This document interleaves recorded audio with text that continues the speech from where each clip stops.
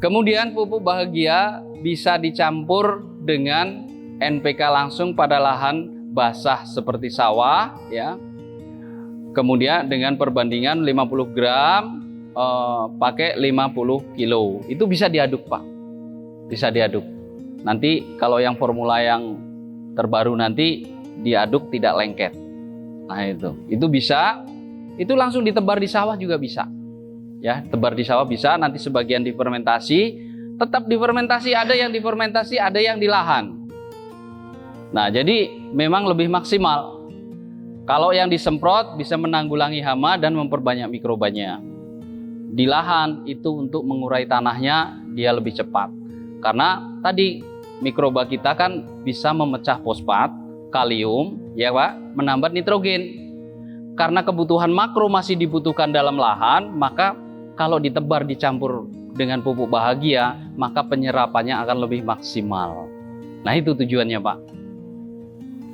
Kemudian, ya, larutan NPK pada saat aplikasi kadar amannya 0,5%, 0,15%. Ini kadar amannya. Karena begini, Pak, ini ada beberapa kasus ketika difermentasi menggunakan 1 liter, ya. Tadi digunakan itu tadi dari fermentasi yang 500, pupuk bahagianya 500 gram, air 100 liter pakai NPK 3 sampai 5 kg. Kemudian penggunaan 3 sampai 5 liter per tangki, ya. Itu hitungan dasar.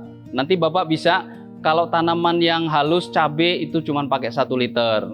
Kalau tanaman keras nggak harus dicampur lagi, yang 100 liter itu bisa langsung dimasukkan ke lubang yang sudah dibuat biopori, nggak usah diencerkan lagi.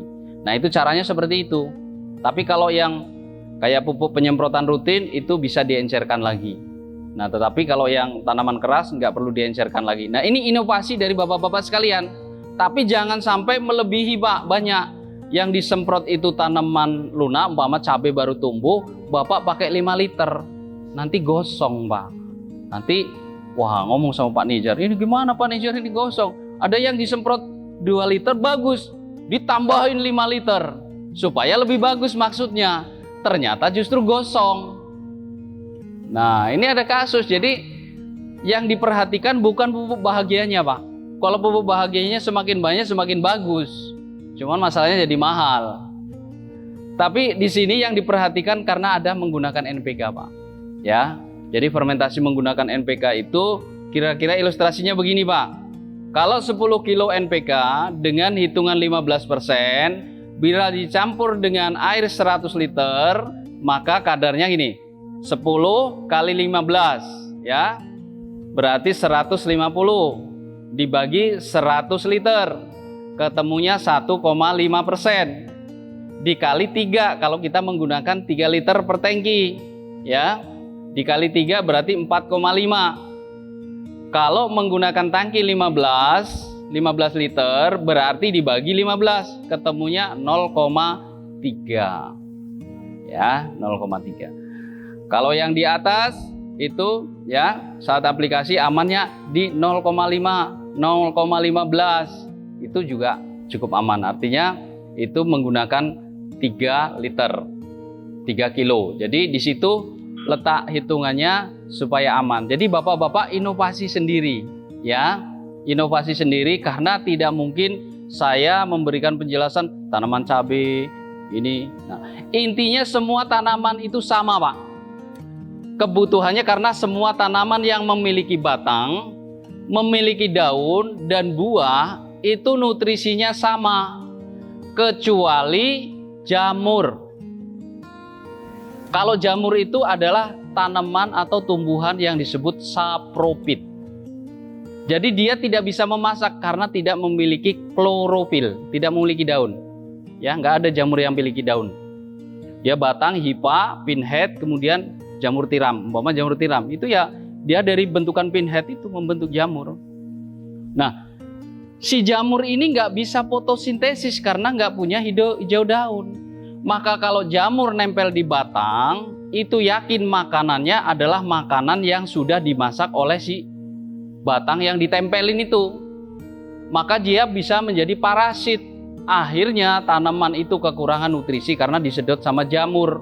Maka kalau punya batang nih, apa alpukat atau apa ada jamur, dicuci, dibersihkan. Karena itu makan, Pak, makan nutrisi itu.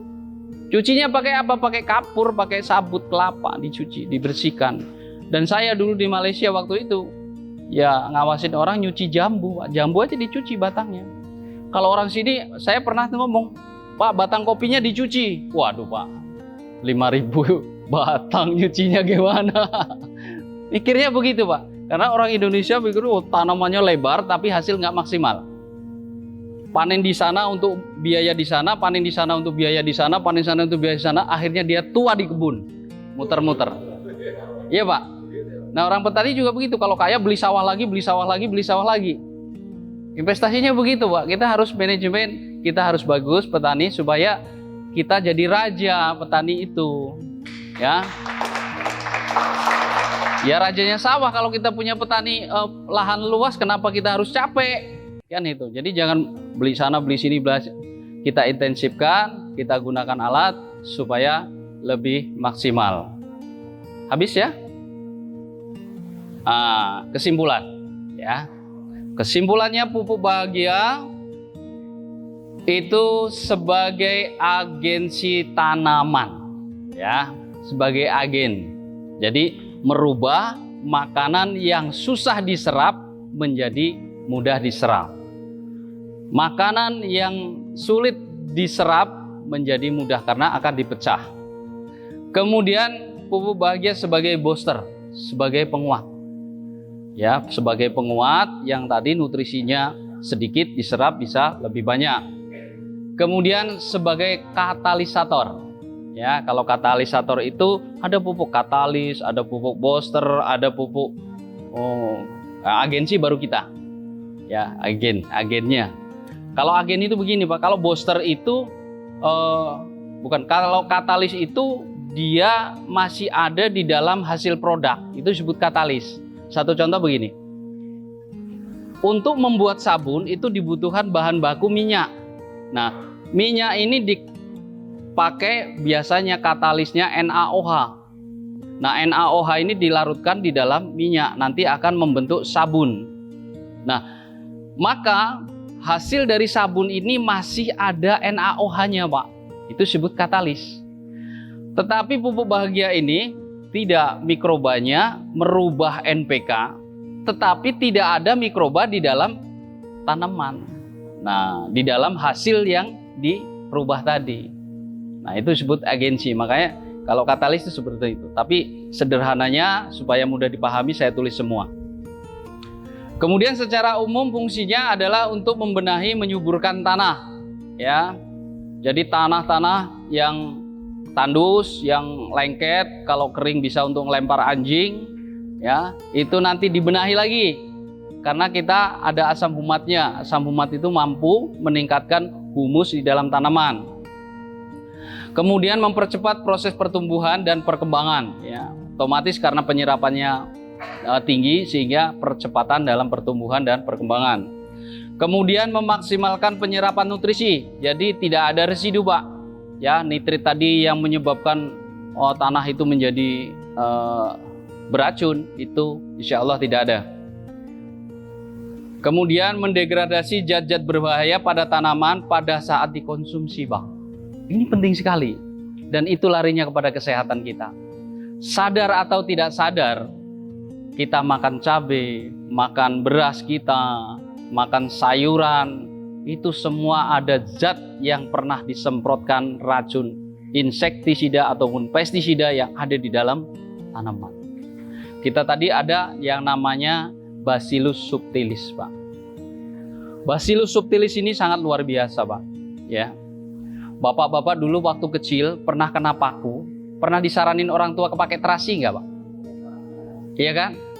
Anti tetanus, Pak.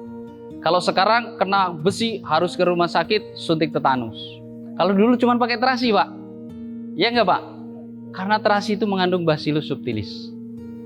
Terasi itu adalah bakterinya Bacillus subtilis. Maka kalau itu pakai terasi aja bisa. Tapi baunya lumayan. Ya. Jadi tadi Bacillus subtilis itu bisa mendegradasi zat-zat toksin, Pak. Ya, zat-zat toksin. Nanti ada produk kita yang kandungannya juga ada Bacillus subtilis, itu kalau dikasih makan ke ayam petelur, nah telurnya kita ambil, itu orang yang makan telur biasa alergi, insya Allah nggak alergi, Pak. Nanti akan sedikit kita kupas. Alergi itu sebabnya apa? Alergi itu kalau orang nih makan telur, alergi karena dalam proses budidaya telur itu memberikan antibiotik yang banyak pada makanan dan obat-obatan si ayam tersebut. Sehingga residunya itu masuk ke dalam telur. Ketika dimakan, tubuh orang yang resisten tadi tidak mampu mendegradasi atau menghancurkan zat-zat toksin yang ada di dalam telurnya, sehingga masih penuh di dalam darah, akhirnya timbul alergi. Gatal-gatal itu, Pak. Nah itu sebenarnya. Jadi tanaman kita juga seperti itu. Kita sadar atau tidak sadar, makanan kita juga ancaman bagi tubuh kita. Nah kalau kita tidak memberikan pupuk organik ini, mendegradasi sekian persen racun itu, suatu saat sama dengan kita makan racun setiap hari. Nah itu, Pak. Jadi ini ancaman sebenarnya, serius. Ya, serius. Dan tadi mendegradasi zat-zat makanan yang nanti akan kita diskusikan lebih lanjut. Kemudian meningkatkan kualitas dan kuantitas hasil panen. Itu yang paling diharapkan dari petani. Habis ya, Mas? Habis.